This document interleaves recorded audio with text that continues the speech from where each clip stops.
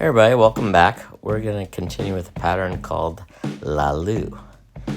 And this pattern is by Gerard de Chamberet.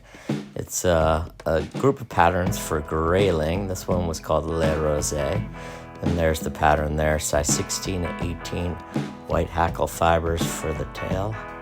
I'm going to use a dry fly hook in size 16. Again, white hackle fibers for the tail.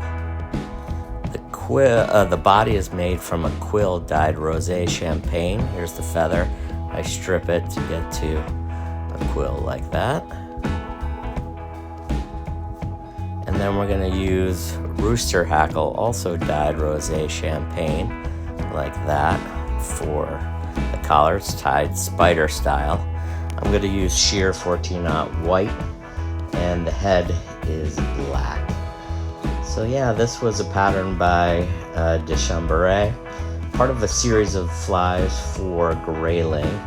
And de Chamberet was very much an imitative fly tyer, but he also was a little bit eccentric and really enjoyed life and liked to have a little bit of fun. And he loved rosé champagne, so this was one of his imaginative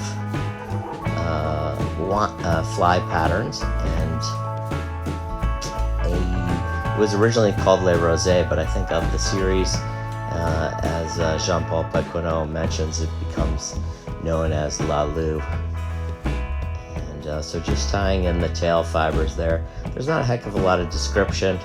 There's a little bit of a picture, and so I'm using proportions and tying techniques that I'm aware of from other spider patterns and things that I like to do. So grabbed a bunch of rooster hackle fibers there in white, tied them on top, splayed them a little bit with a wrap right behind them, and going to tie everything down, trying to keep the body fairly even, and using flat thread. I'm going to tie the quill in here up at the front and wrap back, securing it. Cut a little bit off the tips. The tip gets a little small and potentially weak. I'm just going to wrap back right there at the tail. I'm just checking to make sure I've made it all the way back to exactly that point in the tail. And then I'm going to use the hanging thread and the weight of the bobbin to help compress and keep my wraps of the quill tight next to each other as I move forward up the body.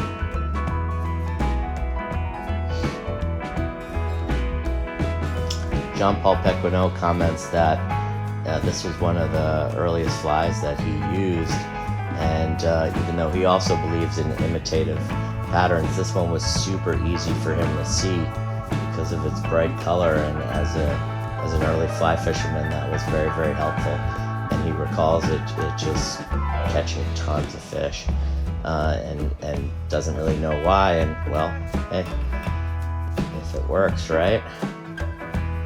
But those who are strict imitators might find this fly a little bit much.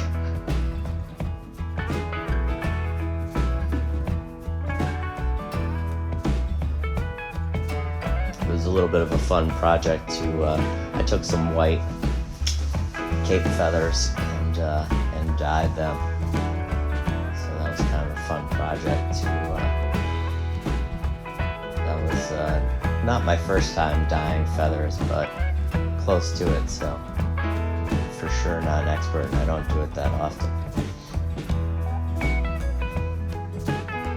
So now it didn't really say what size hackle to use, but it did say tied spider-wise.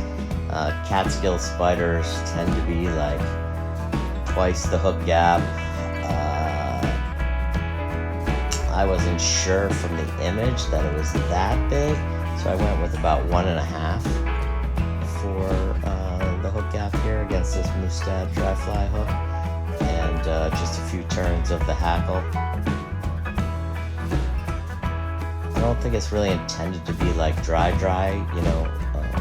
on the top, more of a moist fly in the film type of thing.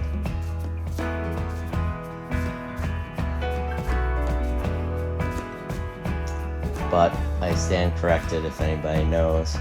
And if similar to a catskill spider style, then be much bigger hackle and maybe a little bit denser as well.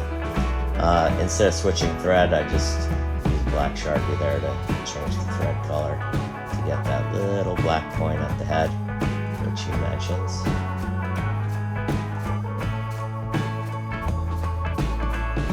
This shear thread is super thin, so surprised how you can get a lot of wraps in there without building much bulk.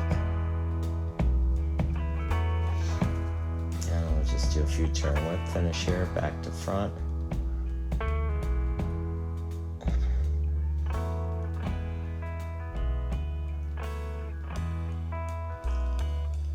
Cut the tying silk free.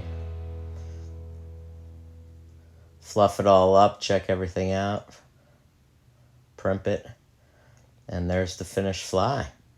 You can lacquer the body if you'd like. Thank you, take care, bye-bye.